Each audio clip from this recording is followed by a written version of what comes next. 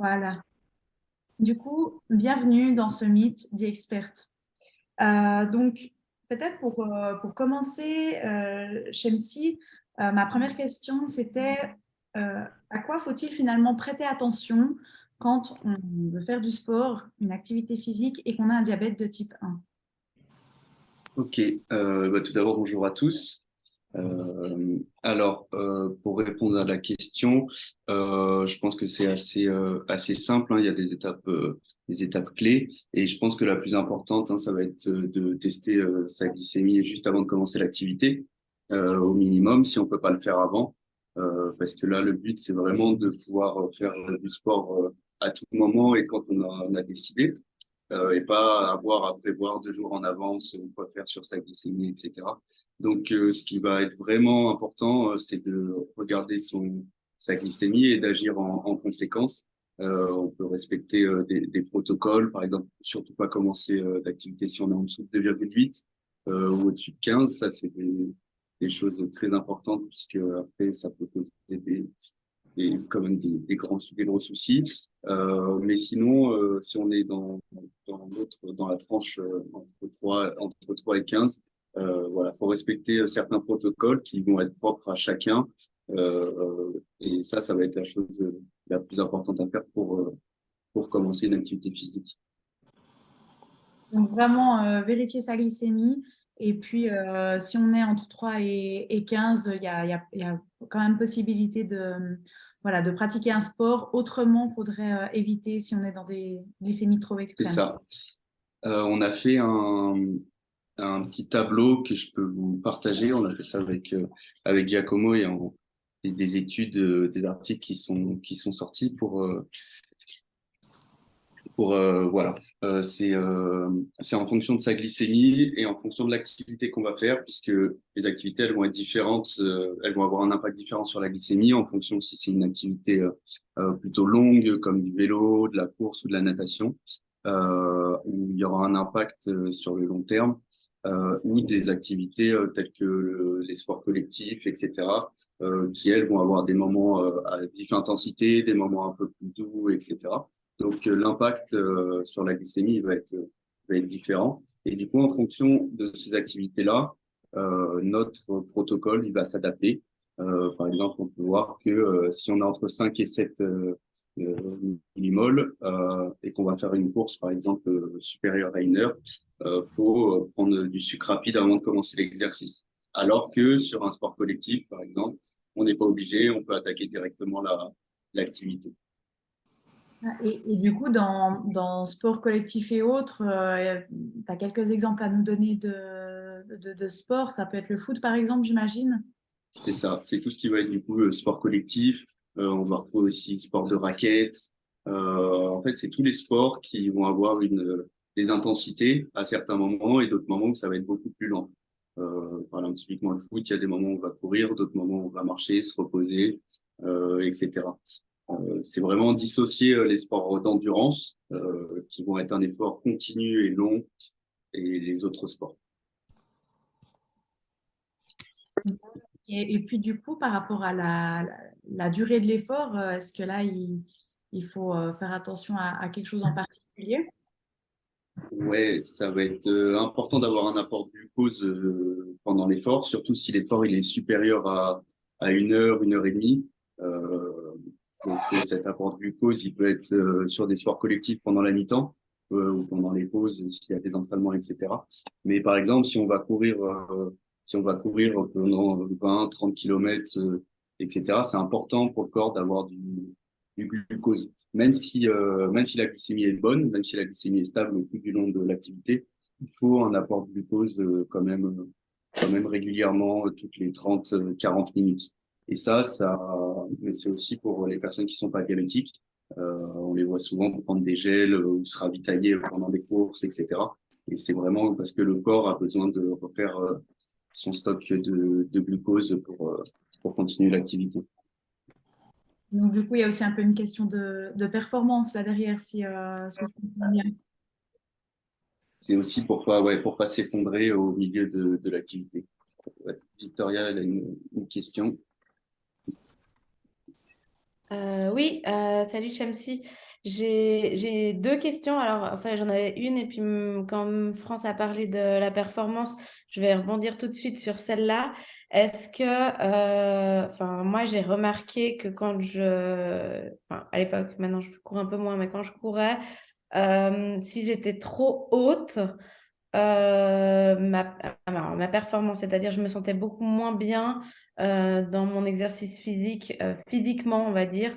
Je ne parle pas de glycémie, mais est-ce qu'il y a une limite où on n'est pas bon au niveau de la performance physique ou pas? Et est-ce que tu as déjà rencontré ce genre de problème ou pas vraiment? Alors, ouais, carrément. Euh, En fait, dès qu'on est trop haut, du coup, ça va pas être. Déjà, là, on le voit hein, sur le schéma que commencer une activité en dessous de 15, c'est pas bien, et entre 10 et 15, c'est vraiment la limite. En fait, il y a des phénomènes physiologiques qui rentrent en jeu dès qu'on est en hyperglycémie et qu'on pratique une activité, puisque le corps, pardon, il consomme du glucose, et s'il en a trop, ça va être compliqué, mais ça, Giacomo pourra l'expliquer un peu plus clairement après. Mais ouais, le but pendant l'activité, c'est ni d'être en hyper, ni d'être en hypo, mais vraiment de rester dans une cible assez correcte. Euh, voilà, c'est pas dérangeant d'être légèrement au-dessus, entre 10 et 15, ça va pas impacter. Et après, ça va dépendre aussi de la sensibilité de chacun et de chaque personne, comment elle se sent. Je sais qu'il y a des personnes qui préfèrent commencer en étant à 10, 12, puisqu'elles se sentent mieux comme ça. Et d'autres, par contre, qui préfèrent être à 7 parce que elles se sentent mieux. C'est intéressant que tu parles de la sensibilité de chacun parce que du coup, dans la discussion, il y a Loïc qui a parlé du fait qu'il faisait plus facilement des hypoglycémies quand il fait le ménage que lorsqu'il fait des exercices de musculation, à moins d'y associer du cardio ou de supprimer les temps de repos. Je ne sais pas si Loïc, tu veux échanger là autour ou nous apporter un peu plus de précision de ton expérience personnelle.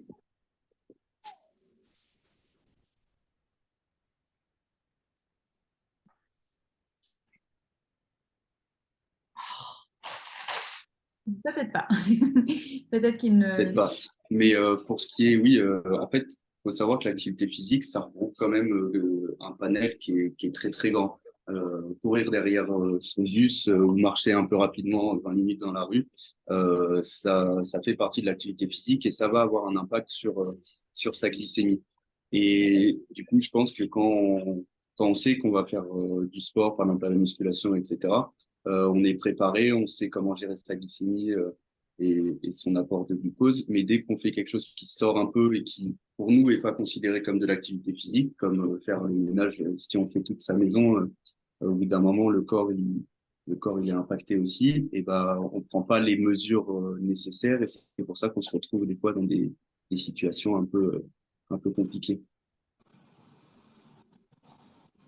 Oui, exact. Ouais, Et il y a une question. c'est intéressant de rappeler que l'activité physique, c'est aussi le jardinage, le ménage, le shopping et ce genre de choses. C'est ça. Steven avait une question, je crois. Ouais, je savais pas qu'il faut pas faire du sport quand c'est trop haut. Genre à la maison, par exemple, moi j'ai un vélo d'appartement pour les fois où j'arrive pas à faire descendre ma glycémie, ça booste l'insuline.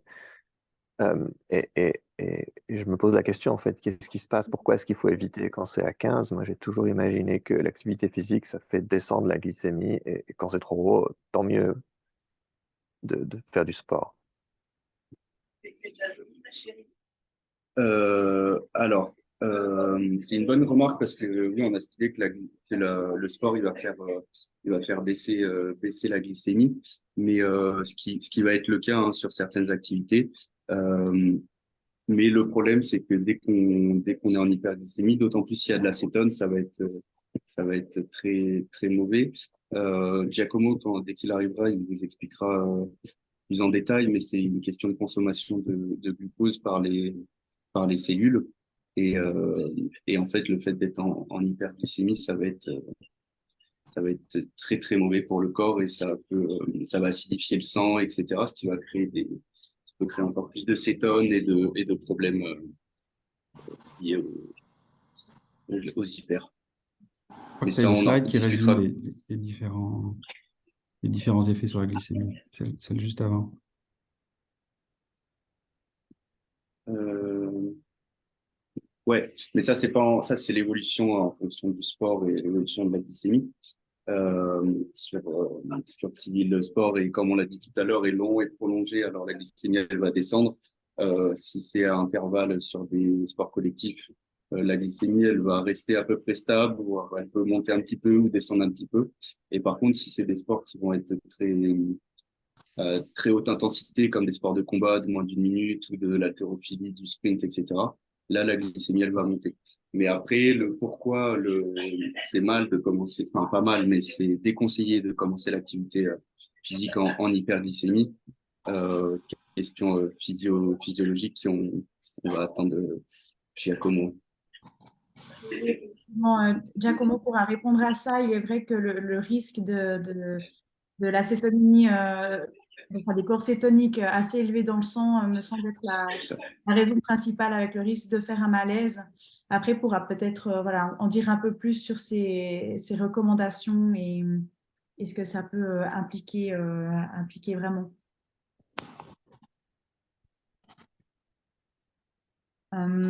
Et puis, est-ce qu'il y a d'autres questions pour Shamsi?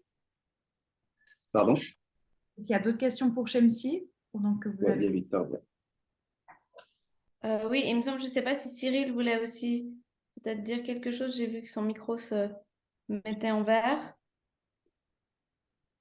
Non. Alors, moi, j'avais deux questions encore. La première, je crois que tu es porteur de pompe, si c'est OK pour toi de Ouais, partager ça, sinon de ouais, toute bien façon, sûr. c'est trop tard. Et comment est-ce que ça se passe? Parce que moi, j'ai eu l'habitude pendant très longtemps de faire sous stylo et je voulais savoir comment est-ce que tu gérais l'activité physique quand tu étais sous pompe. Ouais, bah c'est une bonne question parce que moi, la plupart du temps, si l'activité elle dépasse pas 1 heure et demie, 2 heures, je débranche pour pas être gêné parce que j'aime pas pratiquer avec ma pompe, même si je le fais de moins en moins et que je la laisse de plus en plus sur moi. Mais moi, je débranche en contrôlant régulièrement, si je peux. Des fois, c'est pas possible et dans ce cas-là, bah, je contrôle à la fin. Euh, je fais beaucoup aux sensations aussi, mais je contrôle automatiquement au début. Ensuite, j'adapte ma dose si je dois me corriger, si je dois me resucrer, etc. Et après, pendant l'activité. Mais si l'activité elle est plus longue qu'1 heure et demie, c'est important quand même d'avoir un apport en insuline, euh, puisque le corps a besoin constamment d'insuline, même si on est sur la bonne cible, c'est très important d'avoir un apport d'insuline assez régulier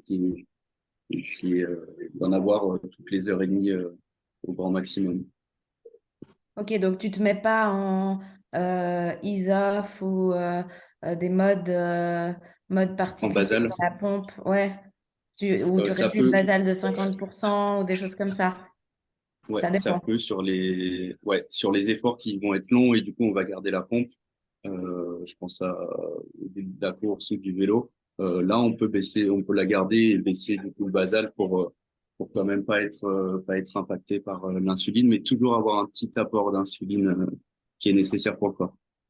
Ok, merci. Ouais, Steven, il a une question. J'ai une question, je ne sais pas si quelqu'un peut répondre. Je suis passé, donc moi j'ai pas de pompe, je me fais des piqûres encore, et je suis passé récemment à Tresiba. J'ai pas encore expérimenté avec un effort et Tresiba, que c'est cette insuline longue qui dure 3 jours. Avant, j'avais le Levemir et du coup, si j'avais un effort ou un sport prévu, je réduisais la dose. Je me disais, ce jour-là, je vais aller courir, je mets un peu moins. Et comment est-ce qu'on peut faire ça avec Tresiba? Alors, ça tombe bien parce qu'il y a du coup Giacomo qui arrive. Mais c'est vrai que moi, je suis comme toi, Steven. J'ai aussi la Tresiba. Et puis, j'ai tendance à faire des astuces avec les repas ou de diminuer l'insuline rapide de mon dernier repas, ou alors si j'ai une bonne glycémie, de prendre une collation avant un effort intense et long. Mais du coup, c'est l'astuce que j'ai trouvée. Est-ce que c'est la bonne? Je pense que voilà, Giacomo pourra nous en dire un peu plus. Est-ce que tu nous entends, Giacomo? Oui, est-ce que vous m'entendez? Parfait. Ah, magnifique. Alors, il y a une petite astuce avec la Tresiba qui vient d'être, je vais mettre ma caméra, ça va être plus sympa. Tac, tac. Voilà. Il y a une petite astuce avec la Tresiba, c'est de consommer en fait du fructose avant l'activité physique. Donc, vraiment des barres qui contiennent du fructose, mais pour des activités physiques qui durent 1 heure ou moins, pour éviter qu'il y ait trop de chute de la glycémie pendant et surtout après. Mais sinon, effectivement, c'est toute la difficulté de ne pas pouvoir adapter l'insuline lente quand on fait de l'activité physique pendant plus d'1 heure, où on sait qu'après, il y a un risque d'hypoglycémie jusqu'à 24 heures après l'activité physique. Donc, de ne pas changer la quantité de Tresiba et de prendre du fructose pendant l'effort pour éviter l'hypoglycémie, c'est bien ça? Ah, absolument. En fait, surtout, la difficulté avec la Tresiba, c'est comme sa durée d'action, c'est de 40 heures, même si on la change aujourd'hui, aujourd'hui on est mardi soir, le changement, il n'interviendra que jeudi. Et donc, du coup, c'est assez difficile de prévoir autant en avance. Oui, tout à fait. Et puis, on avait aussi une autre question, puisque tu nous rejoins, Giacomo, c'est par rapport à l'hyperglycémie, qui est donc du coup où il est déconseillé de partir en activité physique si on est en dessus de 15 millimoles. Je pense que tout le monde aurait souhaité avoir des détails physiologiques euh, Oui, de la raison pour laquelle il faudrait éviter de faire du sport en hyperglycémie, puisque le sport fait, la plupart du temps, on le voit sur le schéma, quand c'est en aérobie, fait diminuer la glycémie. je crois qu'il faut bien comprendre la recommandation. C'est une recommandation d'experts parce que la crainte, c'est qu'une glycémie au-dessus de 15 millimoles pourrait être associée à un manque d'insuline. Euh, donc, c'est surtout ça la crainte. Je crois qu'il faudrait rajouter dans la recommandation, c'est que si vous avez une glycémie de 15 millimoles pendant plus que 6 heures de temps et que vous n'avez pas de raison à ce 15 et que vous êtes sûr d'avoir fait votre insuline lente et rapide, ben, on peut probablement édulcorer la recommandation. Mais je dirais, si on a un doute, on peut contrôler les corps cétoniques avec un lecteur acétonémie, mais ça ne sert à rien si on vient de manger une tarte aux pommes et qu'on n'avait pas d'insuline. On va être à 15 et puis on peut quand même aller faire de l'activité physique. Le risque est faible. Donc, c'est à remettre dans le contexte finalement. Exactement. Et tu peux nous rappeler les normes pour l'acétonémie, parce que je ne suis pas sûre qu'on les connaisse tous. Merci de cette question, France. Pour être très simple, au-dessus de 1 millimole de cétonémie, c'est qu'il y a un manque d'insuline. La cétonémie, on dit qu'elle est positive au-dessus de 0,6. Donc, c'est pour ça, garder simple, si c'est en tout cas 1 ou plus, c'est qu'il y a une cétonémie et du coup, il faut faire de l'insuline parce que c'est un signe de manque d'insuline. Si la cétonémie est au-dessus de 3 millimoles, là, il est recommandé de se rendre aux urgences ou d'avoir en fait au minimum un téléphone avec un professionnel de la santé pour être guidé. Ok, merci beaucoup pour ces précisions, et surtout attention à ne pas confondre les bandelettes pour la capillaire, pour la glycémie et l'acétonémie. Loïc, du coup, je ne sais pas si tu veux prendre le micro, mais en tout cas, tu avais intervenu dans la discussion en lien avec ça, parce qu'effectivement, tu as le sentiment que beaucoup de personnes diabétiques de type 1, surtout au-delà de 30 ans, ne font jamais le check de l'acétonémie. À quel point c'est important finalement de faire ce check, et Loïc, n'hésite pas à me compléter. si tu as ajouté des détails à la question que tu as posée dans la discussion.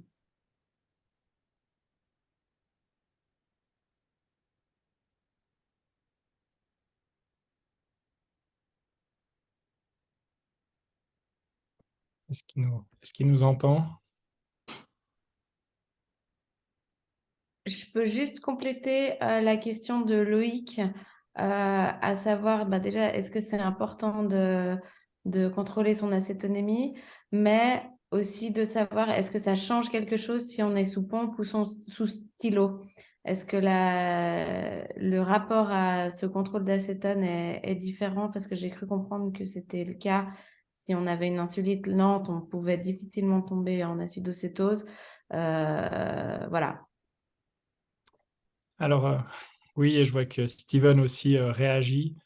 C'est vrai que en fait, tous les patients porteurs de pompe à insuline devraient avoir un lecteur acétonémie à la maison, parce que quand on est sous pompe à insuline, on a de l'insuline uniquement rapide dans la pompe. Et donc, s'il y a un problème technique, un problème avec la pompe, un problème d'obstruction du cathéter, on a plus d'insuline potentiellement dans les 3 à 4 heures qui suivent le problème. Et donc, l'acétonémie survient surtout quand on est en manque d'insuline. C'est plus difficile d'être dans cette situation-là si on a de l'insuline lente parce qu'on présuppose qu'elle a été injectée chaque jour. Mais ça peut aussi arriver avec de l'insuline lente si il y a un problème de l'insuline ou tout d'un coup on oublie le stylo et puis on est loin un week-end ou des situations qui peuvent survenir. Donc c'est vrai que si on va dans l'ordre d'importance, patient porteur de pompe, je vous invite à demander un lecteur acétonémie. Si vous n'êtes pas porteur de pompe, le lecteur acétonémie a tout son sens pour par exemple les sportifs ou avant une compétition où là on veut être sûr si j'ai un 15 et que je ne le comprends pas de ne pas avoir de cétone pour pouvoir démarrer la compétition sportive par exemple, ou en voyage. Et Loïc nous dit un point très utile, c'est vrai que pour tous les utilisateurs du système freestyle, les lecteurs freestyle qui font et lecteur acétonémie et lecteur à glycémie. Il suffit d'acheter des bandelettes. Et Loïc, je vais rajouter quelque chose encore pour l'acidocétose. Ça m'est arrivé sur 2-3 Ironman de tomber en fait en acidocétose. Les symptômes, c'est qu'il y a la tête qui tourne, une sensation de malaise et puis de vomissement aussi.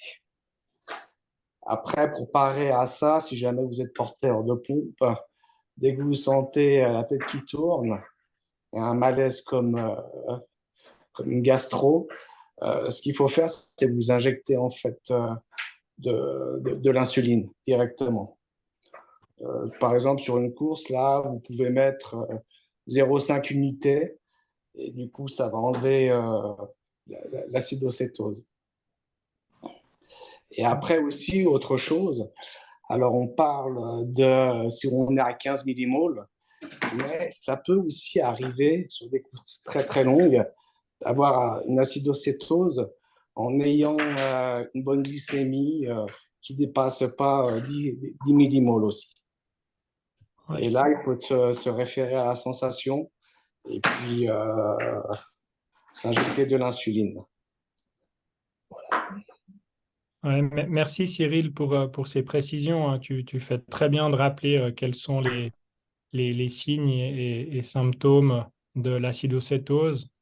Ça peut aussi être justement d'avoir eu une haleine qui sent justement la pomme de reinette. Mais je dirais pour compléter ce que dit Cyril, donc Cyril, il se connaît bien et puis là, il nous parle justement d'efforts physiques de longue durée. Et effectivement, dans les efforts physiques de longue durée, c'est un art de diminuer l'insuline pour ne pas finir en hypoglycémie. Et du coup, dans ces situations-là, c'est vrai que le risque d'avoir une acidocétose est plus conséquent. Et merci de cette remarque très pertinente, Cyril. Victoria, tu as levé la main, c'est juste.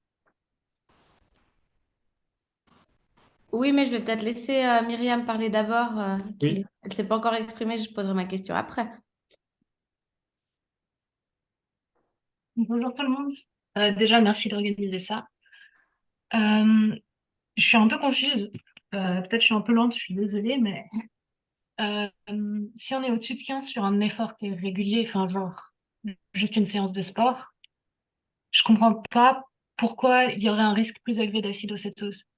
Enfin, est-ce qu'on s'empêche de faire du sport que s'il y a acidocétose? Mais Alors, le sport, il va pas augmenter le risque d'acidocétose. Enfin, je suis un peu perdue. alors, merci Myriam, parce que tu poses une question extrêmement importante. Alors, en fait, l'idée, elle est, si on est à 15 avant de faire du sport, c'est de se poser les questions, est-ce que je pourrais manquer d'insuline? Est-ce que je pourrais être à risque d'acidocétose? Pourquoi? Parce que si on fait du sport en acidocétose, le sport, en fait, va faire augmenter les hormones de stress, surtout si on est en situation d'acidocétose, et ça va l'aggraver. Et du coup, c'est pour ça que dans toutes les recommandations, il y a attention, ce 15, parce qu'en fait, en gros, il y a pas d'acidocétose. C'est rare d'avoir des acidocétoses avec des glycémies inférieures à 15. C'est rare. Et Cyril nous a bien montré un exemple qui lui est arrivé où ce n'est pas le cas. Donc, donc ça, c'est le premier point.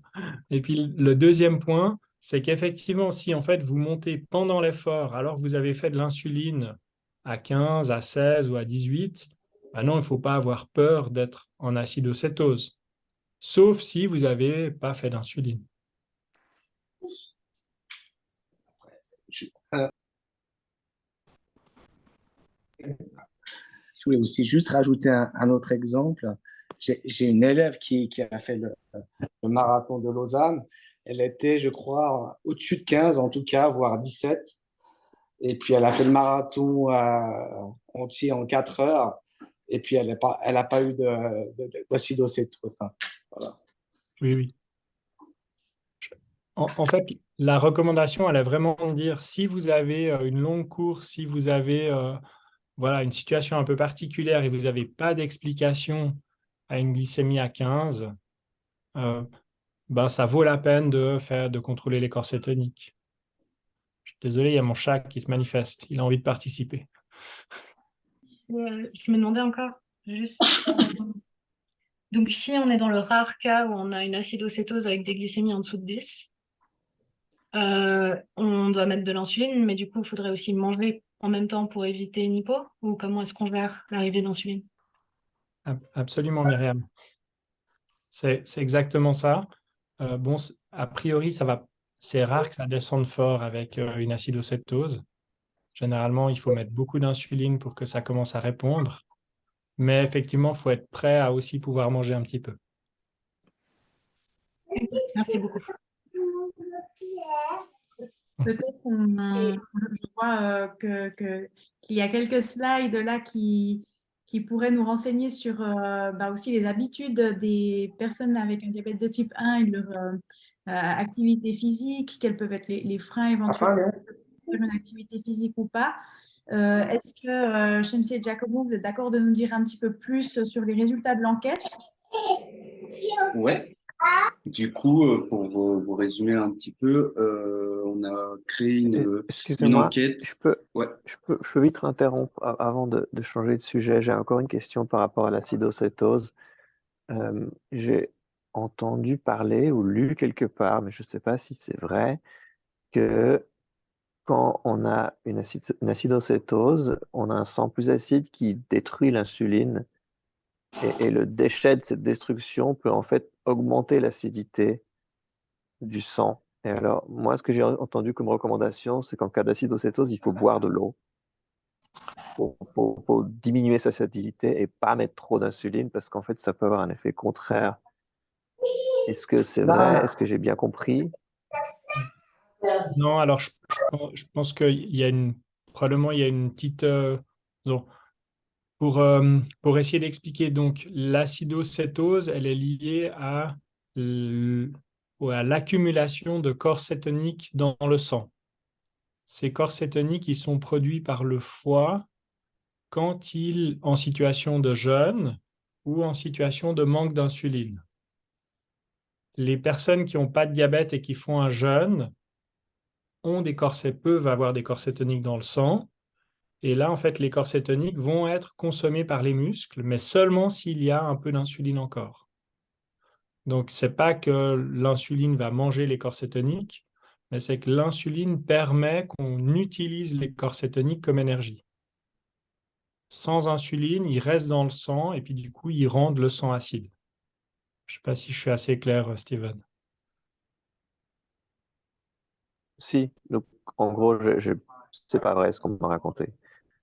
Ouais, en tout cas, pas avoir peur que voilà, l'insuline et les corsets toniques aient une quelconque interaction négative. Merci. Alors du coup, si on a fini le premier volet pour tout le monde, bah, volontiers, Shamsi, si tu continues, alors si tu enchaînes. Ouais, alors du coup, on a, avec Pablo et Giacomo, on a trouvé une étude suisse qui recensait un peu les pratiques sportives de la population. Donc, qui pratiquait, pourquoi ils pratiquaient, à quelle fréquence, quelles étaient leurs motivations, ou même ce qui les empêchait de pratiquer. Et du coup, on s'est dit qu'on allait comparer ça avec la population suisse, mais diabétique de type 1. Donc, on a fait passer un questionnaire où on a eu environ 120, 130 réponses et dont on a extrait des choses assez intéressantes et pour comprendre un peu l'activité physique chez les diabétiques de type 1. Donc tout d'abord, là sur le premier graphique, on voit que c'est la pratique de la population suisse d'un côté et des DT1 de l'autre. Donc en vert, c'est ceux qui pratiquent pratiquement tous les jours. En bleu, ceux qui pratiquent au moins une fois par semaine. En jaune, moins d'une fois par semaine, occasionnellement en orange et enfin jamais.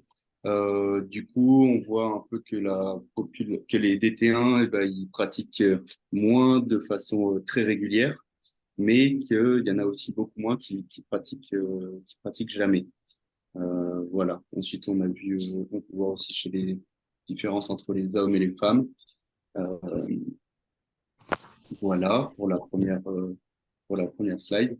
Et du coup, on s'est aussi quand même beaucoup interrogé sur ce qui poussait justement les personnes diabétiques à pratiquer une activité physique. Et ce qui ressort le plus quand même, c'est pour les raisons de santé, ce qui est assez similaire à la population suisse, puisque les deux premières sont les mêmes pour pour les deux populations.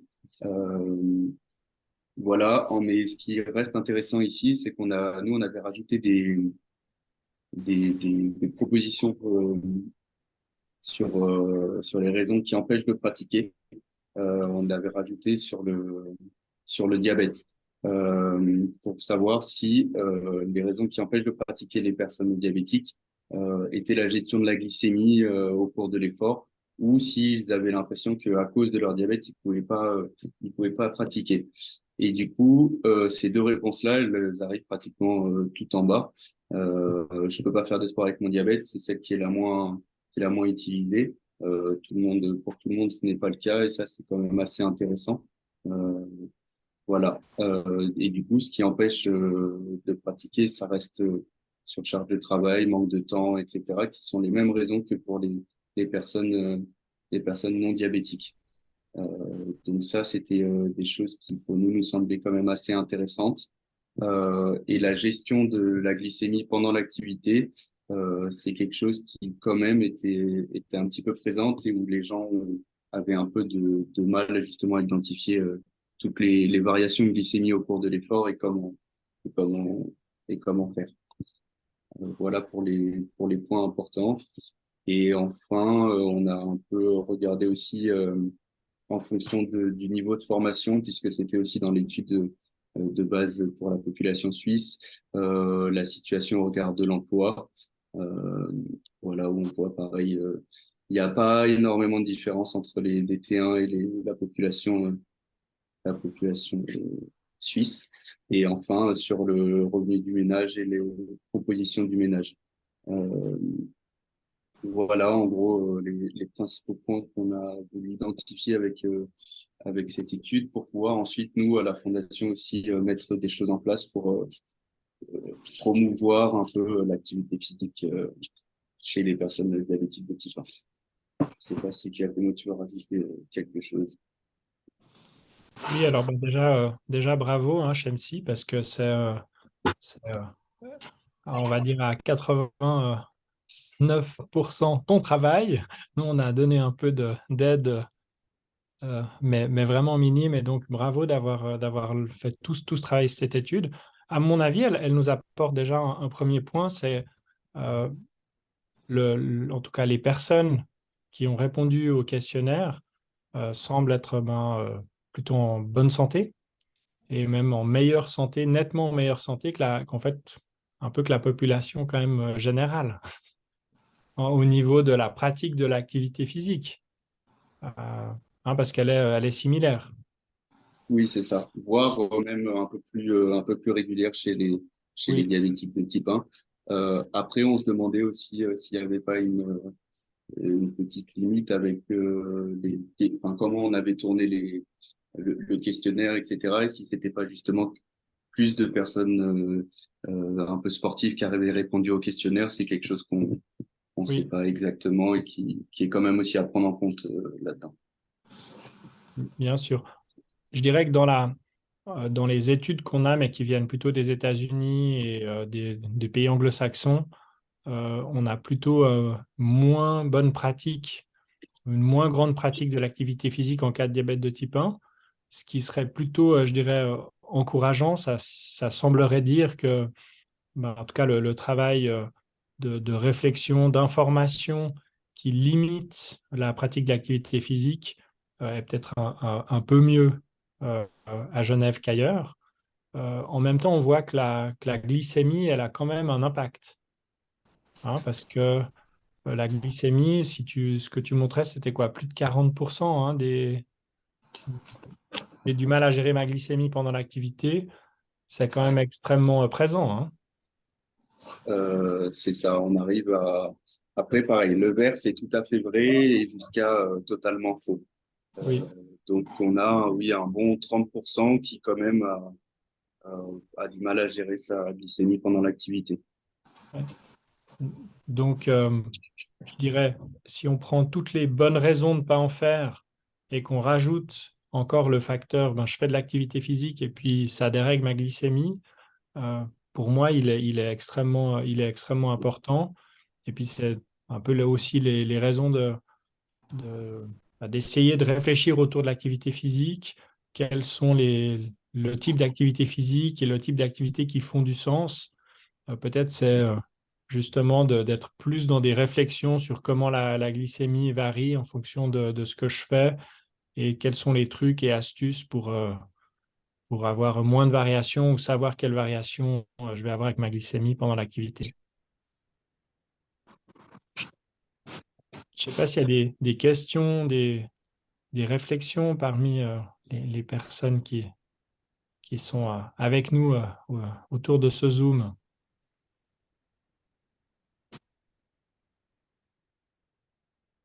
J'en ai peut-être une, si je peux. Euh, c'est intéressant qu'il y ait finalement que la population des T1 soit moins représentée dans les extrêmes. Et puis c'est vrai qu'il y ait moins de sportifs intenses.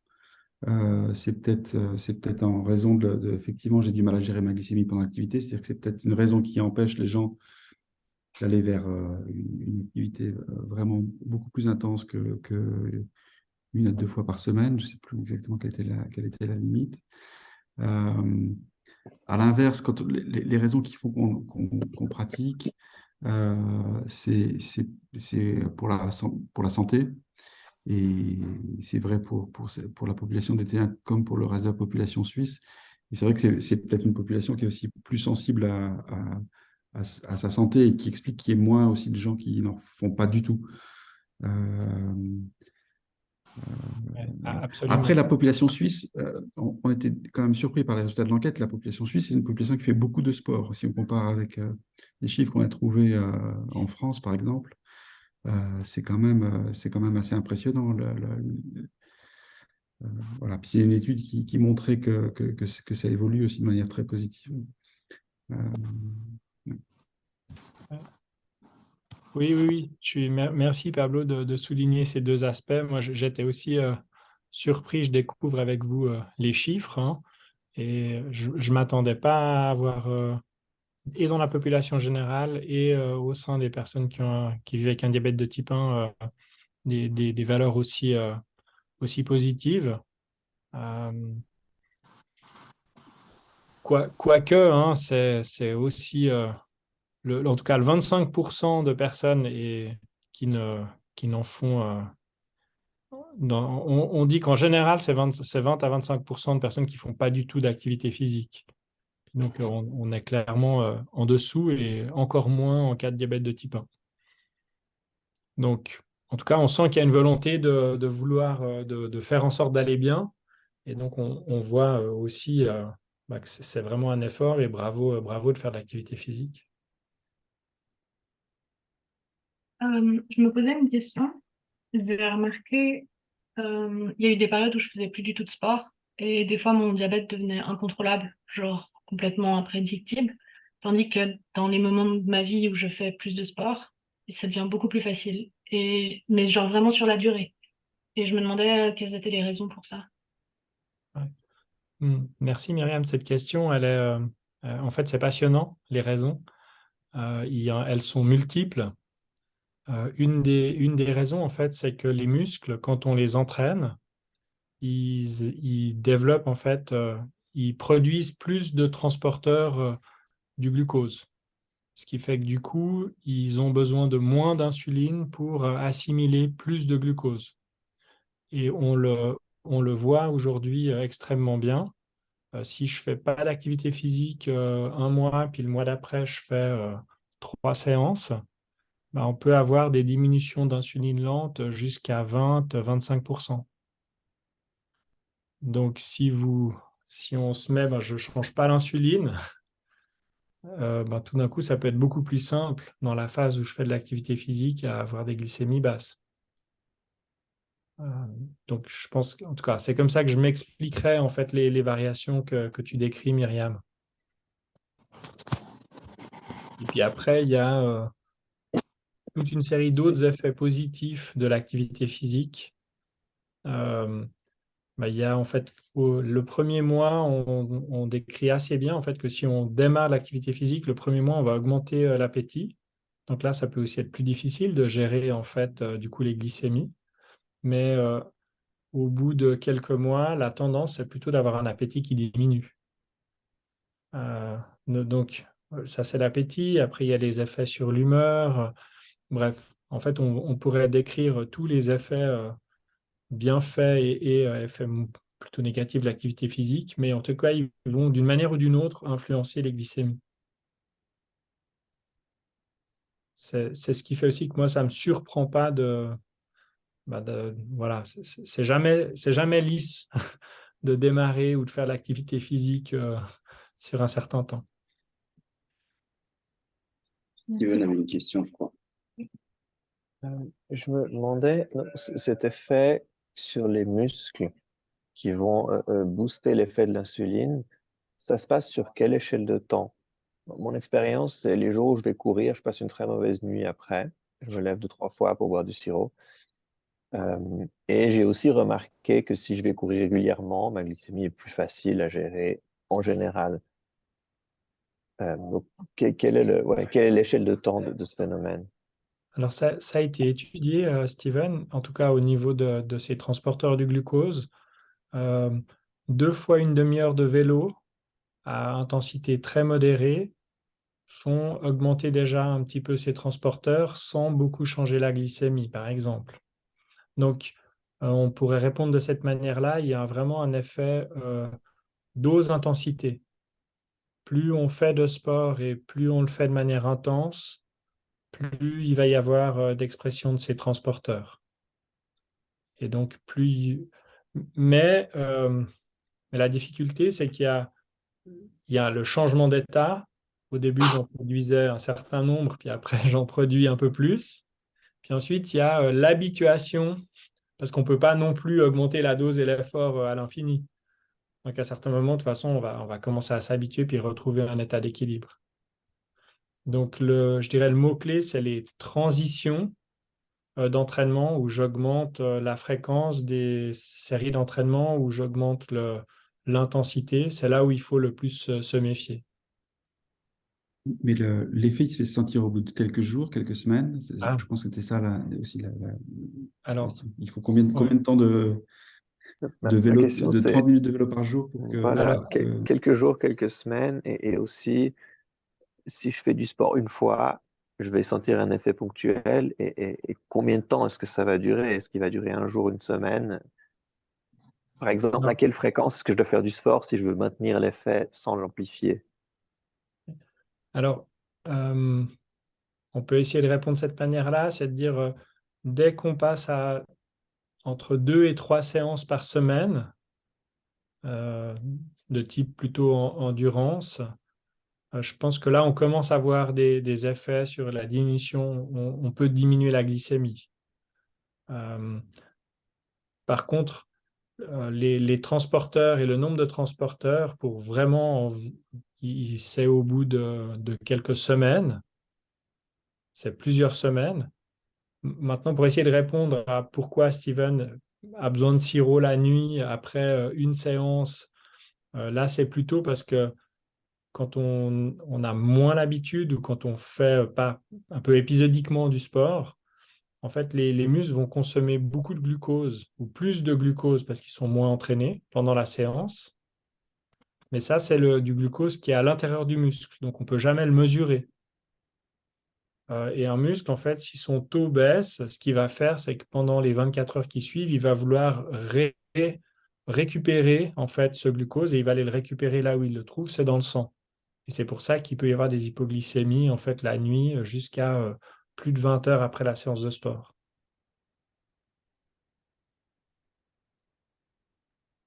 Donc il y avait vraiment dans la question, il y a vraiment plusieurs clés de réponse. Je sais pas. Merci. Non, c'était ma question. Il y a vraiment deux effets, en fait. Il y a deux choses différentes qui se passent avec deux échelles de temps séparées. Oui. Merci beaucoup. C'est vrai qu'avant, on avait un petit peu parlé de comment ça se passe si on est sous pompe ou comment ça se passe si on est sous injection. Sauf erreur, Shamsi, je crois qu'il y a un schéma qui nous aide à y voir un petit peu plus clair sur finalement, je me pose une question et en fonction de cette question et de sa réponse, quelles actions je vais devoir faire, soit sur ma pompe ou soit sur les injections. Je te laisse C'est ça. Ouais, du coup, ça c'est un schéma pareil qu'on a traduit de certaines études, qui en fait, c'est si on a le temps de prévoir l'activité, pour quoi faire avant c'est une activité qui va être du coup un peu longue, hein, aérobie, donc quoi faire avant et surtout aussi quoi faire après, puisque comme l'a dit Giacomo, ça peut durer jusqu'à 20 heures après l'exercice où la glycémie peut baisser. Donc, il va être important de soit baisser un peu son débit basal pendant la nuit ou même de réduire un peu son bolus ou son injection post-exercice en fonction des recommandations aussi de son diabétologue, hein.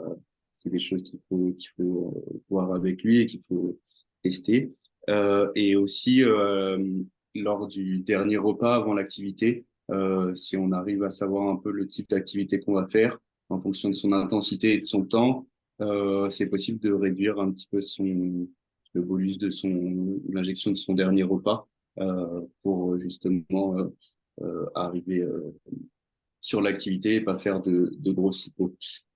Et là, ce schéma aussi rappelle de bien prendre du glucose, même si son taux de glycémie reste dans la cible, parce qu'on a dit c'est très important pour les muscles, etc. Et qu'il est aussi possible de réduire son basal pendant l'activité, justement pour éviter les hypoglycémies.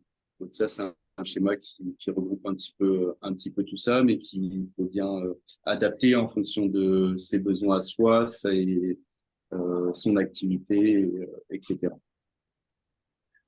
Ok. Je ne sais pas s'il y a des questions par rapport au schéma. Moi, j'en avais une. C'est vrai que on voit qu'on peut prendre du glucose et qu'il n'y a pas vraiment de grammes précis puisque ça varie en fonction des personnes. Moi, j'ai toujours entendu 15 grammes dextrose sous forme enfin, voilà, de sucre de raisin, dextrose. Je ne sais pas si voilà, il y a d'autres choses puisque tu pratiques du sport régulièrement qui peuvent être prises, qui seraient plus intéressants en termes de type de sucre ou si tu as des choses à nous dire à ce niveau-là. Plus intéressante, je sais pas. Après, ça va dépendre aussi de chacun. La dernière fois, on discutait avec Olivier qui fait la course les mercredis et qui lui, de base, prenait des gels et qui, à un moment, arrivait plus du tout à supporter les gels et du coup, il a dû passer sur d'autres formes de prise de glucose. Donc, ça peut être sous la forme de compote aussi, de jus, etc. Il y a plein de types et c'est à chacun de un peu voir ce qui lui correspond parce que en fonction de l'activité, des fois, on n'a pas envie de manger, on n'a pas envie euh, de prendre certaines choses. Donc voilà, il y a plein de possibilités qui existent, même juste du sucre dans son eau, etc. Mais il faut cet apport de glucose et c'est très important, surtout sur les activités qui durent. Je crois, je crois qu'il y a un point, disons, justement, pourquoi tu disais de regarder le tableau et d'en parler avec son diabétologue ou avec d'autres personnes qui ont de l'expérience dans l'activité physique, c'est qu'effectivement, il y a, mais combien est-ce qu'on consomme par heure d'activité physique? Et cette consommation de glucose, elle dépend de l'intensité. Donc, est-ce que l'effort il est très intense ou moyennement intense? Et de votre poids à chacun. Et évidemment aussi du poids, surtout de la masse musculaire. Pour donner un chiffre simple, on n'arrive en gros jamais à dépasser 1 gramme de glucose par kilo par heure. Donc, si vous pesez 70 kilos, en gros, on peut arriver jusqu'à 70 grammes de glucose par heure de consommation par les muscles. Ça, c'est à haute intensité. Mais alors, du coup, et c'est là que la qualité des glucides choisis est importante, parce que si vous faites un effort de 2 heures ou de 3 heures et que vous mangez 70 grammes par heure, tout d'un coup, il y a tellement de glucose dans les intestins que ça a des effets très néfastes, ça fait des diarrhées, ça fait qu'on n'est pas bien. Donc, du coup, il y a vraiment une recherche à faire et chacun est différent de quel type de glucose. Il faut en avoir assez pour pour que la glycémie se maintienne pendant l'effort. Et puis deux, c'est pas non plus en avoir trop ou pas que ce soit des glucides qui rendent malade. Et ça, c'est une problématique qu'on rencontre beaucoup chez les sportifs d'endurance. Je ne sais pas si toi, tu as Et connu ça, Shamsi ou Cyril. ce qui me semble important aussi de rajouter, c'est que là, on parle pour les sports d'endurance qui sont de longue durée, etc. Mais si on pratique des choses un peu plus courtes, ou de sport collectif, de raquettes, etc., on peut ne pas avoir de prise de glucose pendant l'activité, mais il faudra juste bien refaire les stocks après, pendant les repas suivants. C'est pas obligatoire sur des efforts un peu plus courts de prendre du glucose pendant son activité. Et là, on parle vraiment des efforts longs. Oui, c'est un point aussi à souligner, mais gardez toujours quand même une petite barre de dextro ou un minimum de glucides avec vous par sécurité pendant la pratique d'activité physique. Merci beaucoup. Je ne sais pas s'il y a d'autres personnes qui ont des questions sur le sport et la pratique d'activité lorsqu'on est diabétique de type 1. Profitez d'avoir Shamsi et Giacomo à disposition, n'hésitez pas.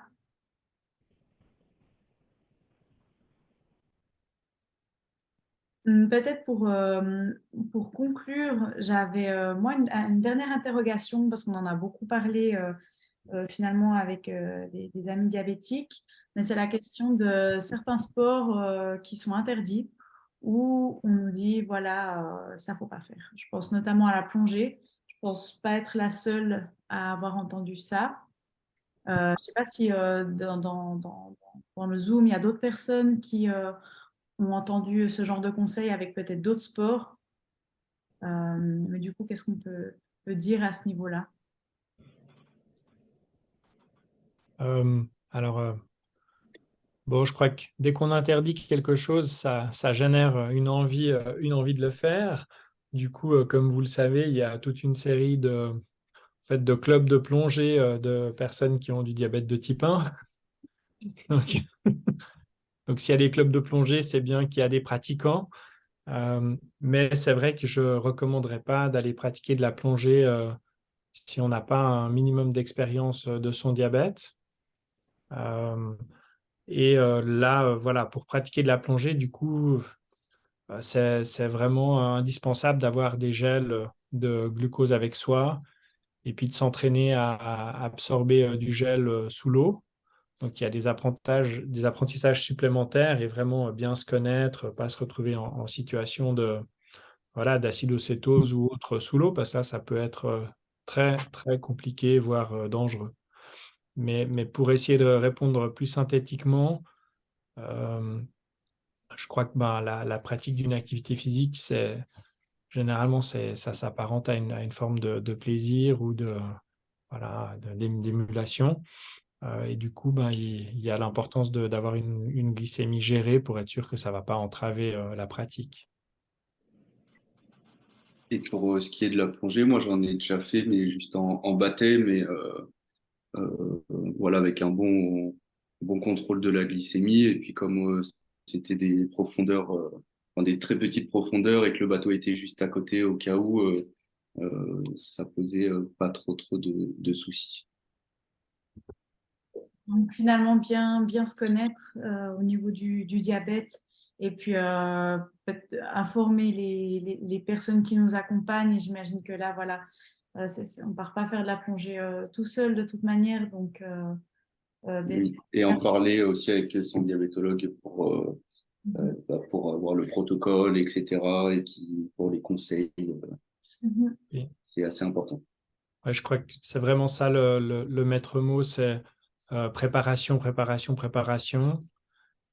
Surtout s'il y a un risque, mais je dirais la pratique de haute montagne, la pratique de parapente. Bref, on a des pratiquants de tous les sports qui ont du diabète de type 1 et on sait que voilà, du moment que vous le préparez bien, généralement ça se passe bien. parfait. Ben, c'est une bonne conclusion, en tout cas, à ma question, le mot préparation, que ce soit pour différents types d'activités qu'on pourrait penser interdites. Hein. Et puis, c'est vrai que des fois, ben, certaines personnes laissent passer ce message et du coup, ça questionne. Et là, c'est rassurant d'entendre aussi ce discours-là que rien n'est impossible moyennant une préparation en amont adéquate. Peut-être par voilà, volonté de précision, c'est vrai que dans certains pays, pour certaines régulations, ça figure comme interdit. Et du coup, voilà, il y a eu beaucoup de batailles pour dire mais non, ça ne devrait pas être interdit juste sur la base d'avoir un diabète de type 1. Donc nous, moi je suis clairement partisan de la nuance, mais en tout cas ne le faites pas en dilettante parce que sinon il y a des risques. Parfait, merci beaucoup pour ces précisions, Giacomo. Et puis, si personne n'a d'autres questions, je vous ai envoyé le lien dans la discussion pour répondre juste à voilà, notre questionnaire de satisfaction. Et si vous avez des idées sur des prochains thèmes pour les Midi Experts, n'hésitez pas. Le but, c'est vraiment de répondre à vos besoins. Et puis, eh bien, n'oubliez pas que le prochain Midi Expert sera le 6 juin sur la thématique du voyage avant les vacances. On s'est dit que c'était la bonne temporalité. Et je vous souhaite à tous une très bonne soirée. S'il n'y a pas d'autres questions, je vais vérifier dans la discussion. Je ne sais pas si Shamsi ou Giacomo voulaient rajouter des choses pour conclure. Bah, merci à tous d'avoir posé vos questions et de nous avoir écoutés. Et puis voilà, hein, à la prochaine fois sur le thème du voyage. Exact. Et dans l'intervalle, si vous voulez faire un petit peu de sport, eh bien, il y a un atelier piscine le 14 mai et il y aura un atelier foot en juin. Donc voilà, si vous n'êtes pas trop natation, eh bien, il y a la possibilité de venir jouer au foot avec nous. Merci beaucoup en tout cas. On a appris plein de choses pendant ce Midi Expert. Et puis, n'hésitez pas voilà, à prendre 5 minutes pour le questionnaire. Merci, à bientôt et bravo encore à Shamsi pour tout le travail. À Bravo. bientôt. Ouais.